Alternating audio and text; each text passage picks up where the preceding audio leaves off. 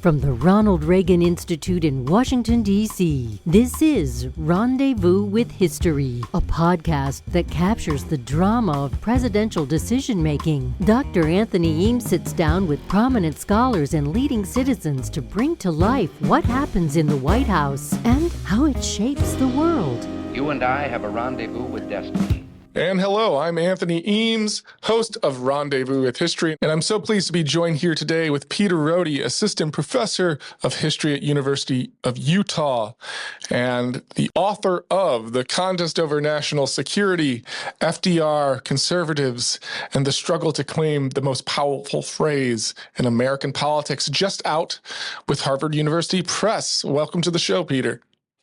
Thanks, Anthony. Delighted to be here and looking forward to talking with you about the book.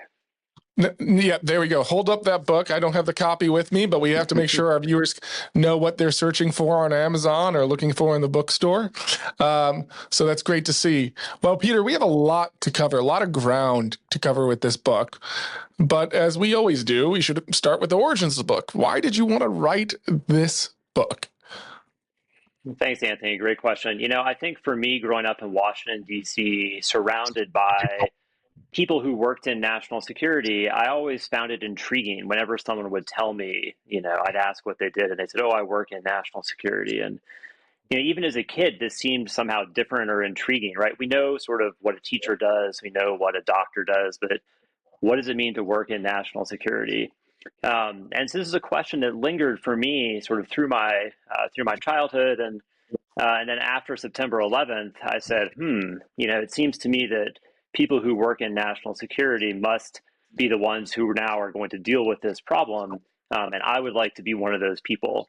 And so I went to the government, began a career working in national security and the government, and it was very clear to me very quickly in the government that if you worked in national security, that came with power, with deference, and with seemingly unlimited resources. You go to Congress and you say, we need something for national security, and Congress generally would write you a check, right? People would go up to the Hill to ask for something else, not in the name of national security, and they get a big fight, right? And so it was clear to me that this phrase had some power. And so that was sort of the deep origin of the book. Now, something you lay out in this book quite well is that national security hasn't always been around with us as a phrase, as a term, as a concept. This isn't exactly something that was circulating in the days of Jesus Christ. It's a fairly new invention. But before we get to FDR and conservatives and that battle to define what national security is, tell me a little bit about the kind of genealogy of the term as understood in the history of the United States. Yeah, it's a great question, Anthony. And it's something that really surprised me. When I started sort of peeling back the layers and trying to figure out, where this term came from and how it became so powerful in American politics, I, of course, read, a number of our colleagues, articles and books who have sort of written about aspects of the history of the American national security state. And there are some wonderful, wonderful works on that. Andrew Preston, Mel Leffler, among others, have done sort of Michael Hogan, great work on this topic. And so I sort of took what they said and I sort of treated those as hypotheses, right? And I went into the archive and I tested those hypotheses.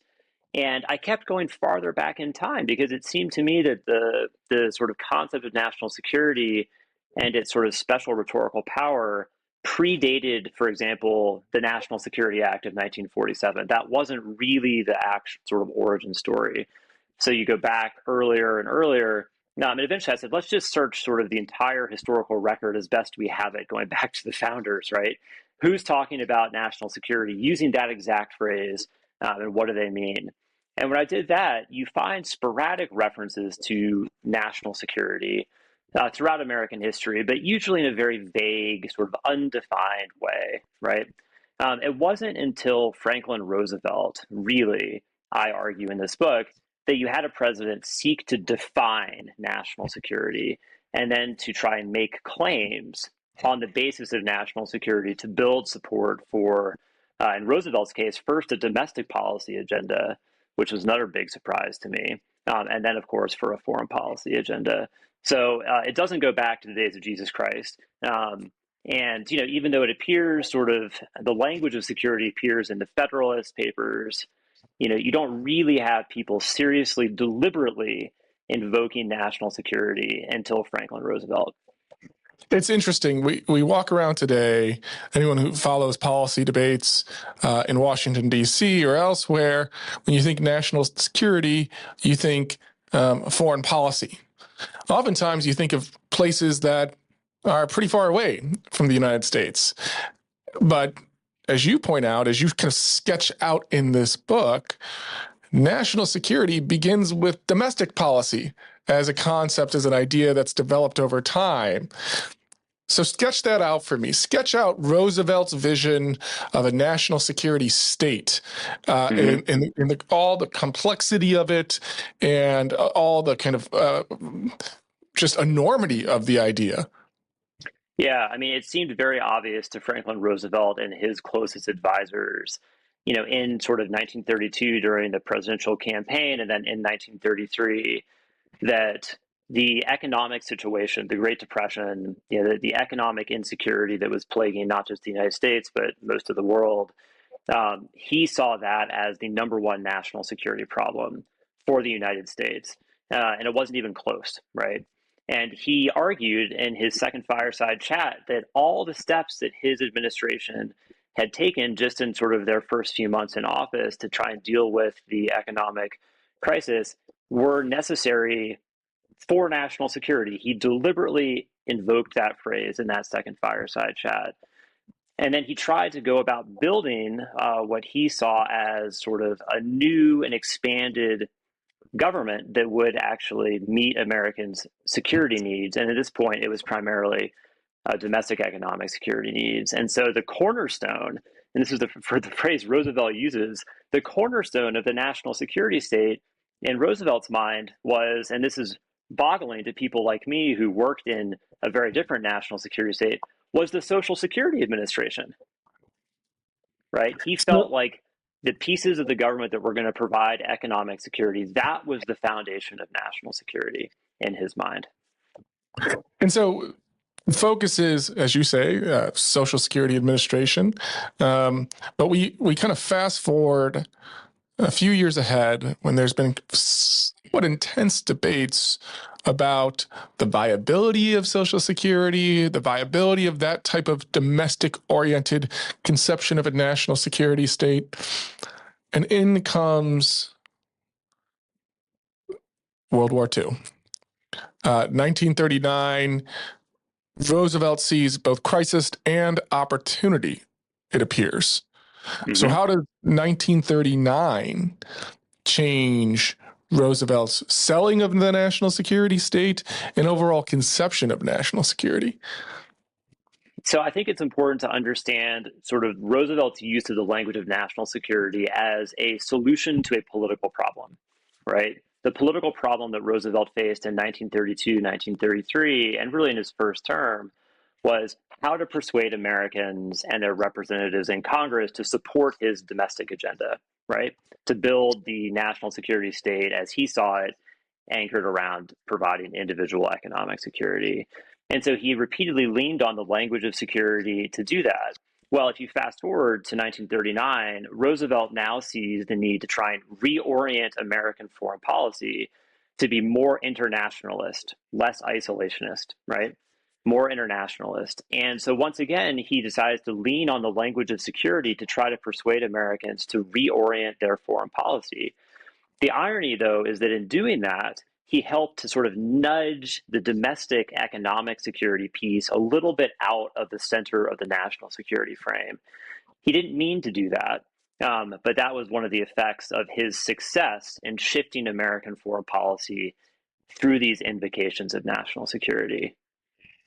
What I like about your book is you do a very good job of tracking all the shifting language, all the shifting jargon, all the change in phraseology and political terminology in this period.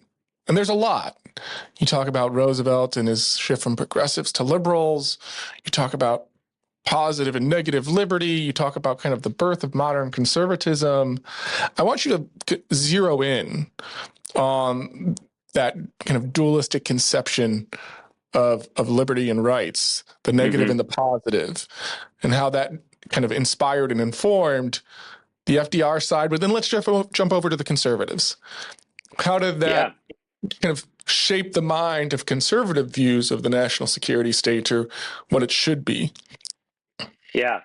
So Roosevelt had sort of a very clear conception of what liberty meant. And in his view, in modern times, liberty, true liberty, liberty of the individual and liberty of the community, he believed those two things depended on positive government action. He believed that the government now needed to take steps to enable the liberty of the individual and the liberty of the community. Conservatives, of course, had a quite different view. They felt that if you expanded the government's responsibilities, that would invariably infringe upon individual liberty. And so they framed government as a threat to individual liberty, and they saw Roosevelt's efforts to expand the government's, especially the government's domestic economic responsibilities. Conservatives saw that as a threat to individual liberty, and that really catalyzed their sort of perception that Roosevelt had found almost like a magic wand for government expansion by invoking national security. That really, I argue, catalyzed the modern American conservative movement and led them to really rally and try to persuade the American people that, in fact, if you do these things, if you expand the government's responsibilities, perhaps infinitely, that individual liberty would be imperiled. So you do have this sort of contest between liberals, the new liberals, Roosevelt being sort of the champion of the new liberals, and the old liberals, people like Herbert Hoover, who were now going to be rebranded as conservatives, this contest over what the real meaning of liberty was and what the government's relation to liberty would be in modern times. So World War II seems to throw this all into a kind of confusing stir and pot. On the one hand, the battle lines seem pretty clear in the 1930s. More investment in government programs and state-run programs and state action and intervention. That is, positive liberty, but that you don't want that if you're a conservative. Mm-hmm. You want less investment. But when we get to World War II, now you have evil spreading over Europe. You have trouble in the Pacific. You need to invest in the state. You need to invest in the state to kind of fund this war machine. And how do you square the circle on that? From an intellectual and ideological kind of perspective, how do you bring those two seemingly disparate views into one cohesive, coherent perspective? It presented a real challenge intellectually for conservatives in particular. World War II, for people like J. Howard Pugh, who was one of the sort of main funders and architects of the sort of nascent American conservative movement. And he was, really sort of a libertarian in some ways, right? But he also received a lot of government contracts during World War II, right? And his business, like many other businesses, did very well during World War II. And, my colleague and good friend Mark Wilson has a wonderful book about this, Destructive Creation, where he sort of talks about how business executives tried to have it both ways, right? They wanted to have the government contracts, but they also wanted to complain about the government contracts and complain about sort of government overreach and what have you. What ends up developing, I argue in the book, is this sort of selective anti-statism. It's no longer just completely against government and, government should always be small. Now it's, government should be small in these areas, and those areas were usually sort of domestic economic security programs. But we're not going to worry so much if government becomes big in sort of military and foreign policy kind of areas. We're going to worry less about that. And this sort of selective anti-statism really begins to take hold in the country in the 1940s. And arguably actually sort of has retained its grip on the country until very, very recently, perhaps. You could argue there's been a recent sort of shift away from this, but certainly through the 2000s, you had the persistence of this selective anti-statism. And so I think that's how conservatives squared the circle, is that we're still opposed to the domestic programs. right? But now we're going to be less opposed to the sort of more foreign policy focused programs. Well, so we focused a lot on FDR so far. This is a Reagan Institute podcast. We do at some point in the conversation like to talk a little bit about Reagan. So let's go through the back door here and talk about Reagan's friends or groups of people that Reagan was generally friendly to. I'll give you two, and you can decide which one you want to start with. Okay. So the National Association for Manufacturers and Industry Group, kind of really pushing the frontier in the persuasion campaign as you lay out on conservatives and national security. That's one group you can talk about. The other, not a group, but a person, Hayek. And of course, the road to serfdom. He has a lot to say on security as well. And it comes out in his book in 1944, which is one that, of course, Reagan read over and over again. So can you take those two in whichever order you see fit? Tell me a little bit about their role in this national security contest. Absolutely. And I'd love to talk about Reagan too, because he's a really interesting character, sort of who's a product of this whole argument that we have going on here. I think the National Association of Manufacturers is a really interesting case because they really did lead sort of the large-scale public persuasion efforts in the 1930s against Roosevelt's domestic agenda. And when I say sort of it was a large campaign, it's hard to overemphasize exactly how enormous. I mean, as an American in the late 1930s, you could not go through your day without encountering National Association of Manufacturers sponsored, some people would call it advertising, some people would call it propaganda. Messaging is what I like to call it, right? It was messaging. You would hear it on the radio, you'd read it in your newspaper, you'd see it on billboards or advertising, on the subway. You'd see it in newspapers at work. The NAM sponsored all sorts of speakers who traveled the country. At the beginning of movies, there'd be a little clip, sponsored by NAM, all pushing for sort of a certain vision of the government's responsibilities that de-emphasized domestic economic security and tried to persuade the public that the government was both incapable of providing domestic economic security and in many ways that the government was actually incompetent and that the private sector was more competent and therefore the public should trust the private sector to provide the economic security that quite understandably all Americans coming out of the Great Depression desperately wanted. So the NAM is very important. And of course, one of the key companies part of the NAM was General Electric, which in the 1950s began employing Ronald Reagan as one of its chief spokespersons. So Reagan really did receive, and he talked about this over the course of his career, he received a lot of his political education from GE executives and people who traveled around the country with him on his plant visits. And those folks were all alums of that 1930s persuasion campaign. So I think there's a pretty clear connection there. And a lot of the anecdotes that made Reagan famous, his famous time for choosing speech, right? Funny little quips, sort of that sort of bash the government, but make people laugh about it, right? Or bash parts of the government, right? It's selective again. Those come out of this persuasion campaign that NAM sort of launched in the 1930s. So I think that's the NAM part of it. I'm happy to talk about Hayek too, if you like, or we can move on to something else. Well, let's talk about Hayek, but I want to also spotlight one interesting one group in particular, women. NAM really seems to be women in the national security discourse, and to some extent, Hayek does too. Maybe not intentionally, but as you point out, Hayek gets picked up by Reader's Digest, which is probably the most popular magazine in the country at that time and widely read by women in the household. Tell me a little bit about Hayek and tell me a little bit specifically about women in this national security story.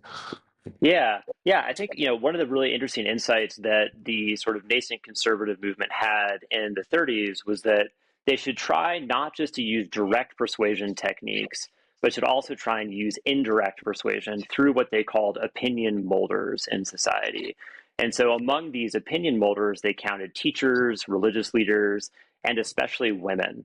And so they really tried to get their materials and message to women's groups around the country. And, the people who are running this, the PR specialists running the conservative PR campaign, really saw women as one of the most potent forces in American politics. and tried to mobilize them as sort of in the conservative cause. Frankly, it's a great success. If you think about the conservative movement's takeoff, in sort of the 30s, 40s, 50s, then into the sort of course, the Goldwater campaign, women played a really important role in that, as Lisa McGurr and others, have pointed out.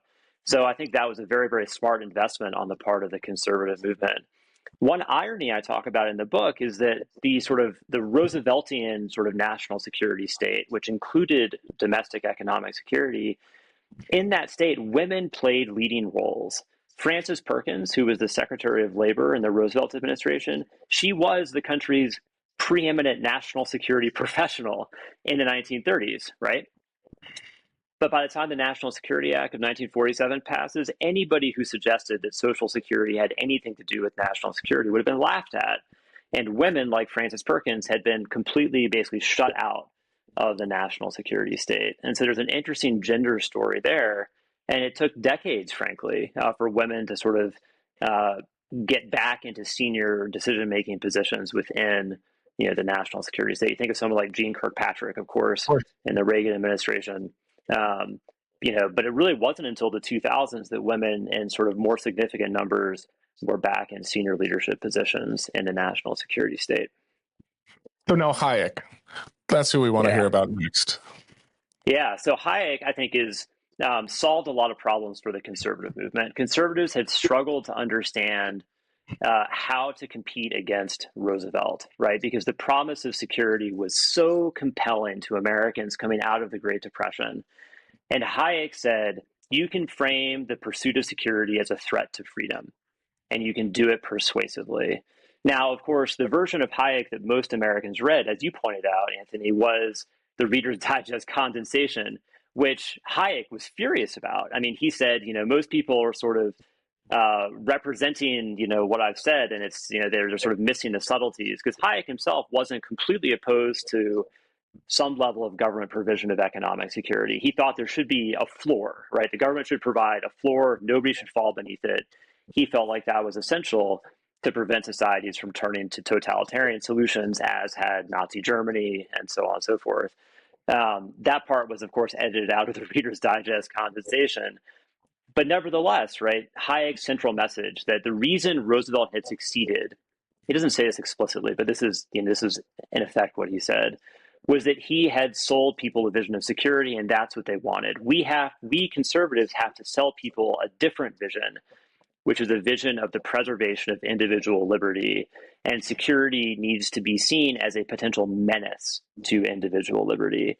That was a message that conservatives were able to package in the 1940s very effectively, and especially in the late 40s, and sell to the American people. So Hayek, somewhat to his chagrin, but again, he became very, very influential for the conservative movement because conservatives were able to mobilize that part of his message. Well, and this is where timing becomes really important. Hayek's ideas, as you point out, kind of splash onto the scene in 1944 and then get more prominent in 1945, right as FDR passes away, and along with him, seemingly, his comprehensive view of a national security state. And what you lay out is kind of a rump vision of a national security state taken up by Truman. Yeah. What is that transition in ideas and in implementation between FDR and Truman and national security? It's really an important transition, Anthony, and it's really striking. Of course, FDR suffering from congestive heart failure, he was not, of course, the most energetic man in his final year or two. But nevertheless, in his 1944 State of the Union, he had laid out this vision for a second Bill of Rights, which was sort of the fullest, articulation of his comprehensive vision of national security, physical security against attack, as well as economic security, moral security, social security, so on and so forth. Truman committed himself to trying to take up that agenda and then really struggled to do it because Truman, unlike Roosevelt and his speechwriters paid extraordinarily close attention to the words that they used in their speeches. It really is amazing. You look at the drafts, thankfully the FDR library has, 7-8 drafts of all of his major speeches. You then go out to the Hoover Institution out in California, and you have Raymond Moley's papers, which are overlooked, but they have all the handwritten notes, right, for Roosevelt's early speeches. You can see the care they devoted to choosing the language of security specifically to talk about domestic politics and domestic economic security. And then Truman comes in, and he had plenty of smart people working for him, Clark Clifford, George Elzey. They did not pay nearly as close attention to the language they used to try to sell their agenda to Congress and to the public. And so Truman got in the habit very quickly of distinguishing between what he called the government's national security responsibilities, by which we basically mean, foreign policy, military, things like that, and the government's welfare responsibilities, by which he meant domestic economic security programs. And that seeded the rhetorical and persuasive high ground that Roosevelt had tried so hard to stake out, over the course of his presidency. So we've talked FDR, we've talked Truman, we've talked the Manufacturers Association, we've talked Hayek. There's some other people involved in this kind of competition for national security. Those are the academics like you and me, right? Who are some of those historians, those political scientists, those academics who are themselves contributing ideas about what national security should and shouldn't be? I think this is another interesting part of the story. You have conservatives pushing back against Roosevelt's comprehensive vision of national security quite effectively, right? And perhaps they would have succeeded on their own in helping to narrow the definition of national security to what we think of today. But they received some help in this from both the foreign policy establishment, which of course exploded during World War II, but then also from a handful of these influential academics. And the one that a lot of other scholars have focused on is Edward Mead Earle, who was at the Institute for Advanced Studies in Princeton, New Jersey, and who formed a little sort of study group basically in the early 1940s to look at sort of what national security should mean. It was sort of the first real academic inquiry into what national security should mean. And Earle, very early on in this sort of discussion, their seminar, he and his colleagues, which was a glittering cast of minds, decided that they should just say, you know what, domestic economic security is important, but it's something different. It's not national security, right? So they sort of decided to separate those things out. And this, of course, reinforced what conservatives were trying to do. And, in the long run, I think because some of these academics, Pendleton Herring from Harvard was the best example of this, helped to write the National Security Act of 1947, helped to write into law and policy this sort of bifurcation of the state into separate national security and welfare states. So yes, academics, right, from time to time, they do play an important role in shaping policy and law. From time to time. Okay. So we're at a point where national security in the 21st century is a phrase is I think you and I would both agree that you can hardly go a day without hearing it. And the question I have for you is the national security idea that we have with us today. Is it a liberal Rooseveltian progressive idea, or is it a fundamentally conservative idea, or some mixture of the two?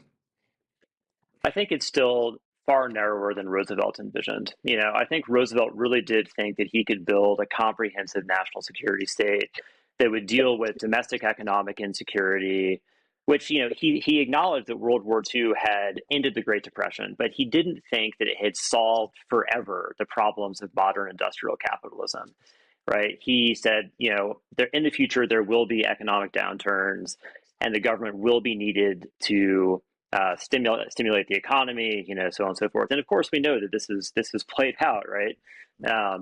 But I don't think anyone has really had a lot of success since Roosevelt in trying to invoke national security to justify domestic programs. Some presidents have tried, but I don't think it's really been as effective as what Roosevelt tried to do. And part of the issue, I think, is that, we've had now 70 plus years of a certain type of national security state, and it's quite large. It's quite powerful, as I said at the beginning. And a lot of folks there, including me back when I worked there, don't have a lot of interest in sort of people saying, well, we should broaden the definition of national security. You know, the sort of true national security type say, no, like we need to stay very focused on sort of foreign threats and some domestic threats, but it's all sort of in the physical security threat realm, right? That's the focus. So I would say we still have sort of a narrower conception of national security than what Roosevelt would have thought ideal.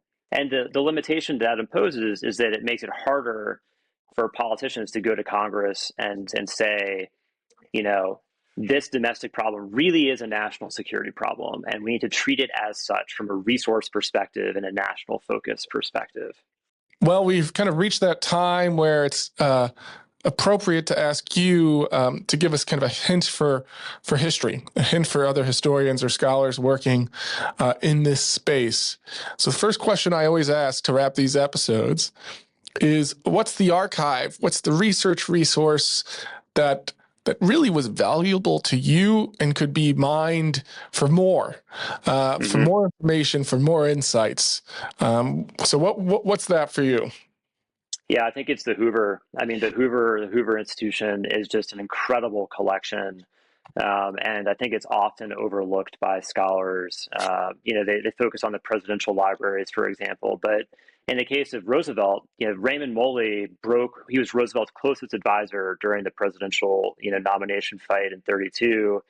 His closest advisor, arguably, sort of 33, 34. And then he broke with Roosevelt and sort of shifted conservative. He decided to donate his papers not to the FDR library, but to the Hoover, right? And if you go to the Hoover, you'll see all these handwritten notes. I mean, it's just an absolute gold mine. So if you're interested in Roosevelt's presidential campaign in 32, you really need to go to the Hoover. But the Hoover also has an astonishingly wide range of collections, including the papers of Felix Gilbert, who was one of the seminar participants with Edward Mead Earle at Princeton. I think I was the first person actually to look at his papers. They had literally just opened that collection. And so I'd say that's a really exciting place for historians. And I'd encourage more folks to go out there, and really friendly staff as well to work there. Historian's treat to crack open a collection that hasn't been used since the author of said collection. And of course, if you're in California at the Hoover Library, you can just drive down south to the Reagan Library in Simi Valley, California. So what a good West Coast trip. Those two are often paired together. All right. So last, you've done some really good work here in the kind of history of national security, and especially in kind of the wartime era. There's always more to be done. If you're advising a graduate student to write a dissertation, what would you advise them to look at? I think sort of this, the evolution of the conservative movement, I think there's still a lot to be done there, especially as we're seeing, right? What it means to be conservative is changing, right before our very eyes. And that there are some very intense fights going on right now, have been going on for 10 years now or more, about what it means to be conservative, what it means to be a Republican in this day and age. And so I think that's a really fruitful topic for additional research. And specifically sort of this, selective anti-statism, and how has that shifted, right? I think that's a really interesting thread to think about. And I'd love to see more work done on that topic, because I think that better characterizes a major sort of through line in American politics. It's not really just anti-statism. There are, of course, some people who are just, anti-statist all the way through. But I think it's actually a smaller percentage than maybe we thought. I think more of it is selective. And so I think studying that selectivity, I think, would be a really fruitful line for future scholars. And I'm sure, of course, if you write a book on that, we'll have you on the podcast. So there's a little incentive to go investigate that topic. Well, Peter, once again, thank you for joining me on the podcast. It's been a wonderful conversation, and look forward to seeing more from you in the future. Thanks, Anthony. Thanks for having me. It was a treat. Rendezvous with History is a podcast produced by the Ronald Reagan Institute's scholarly initiatives. You can learn more at ronaldreaganinstitute.org and follow along on social media at Reagan Institute.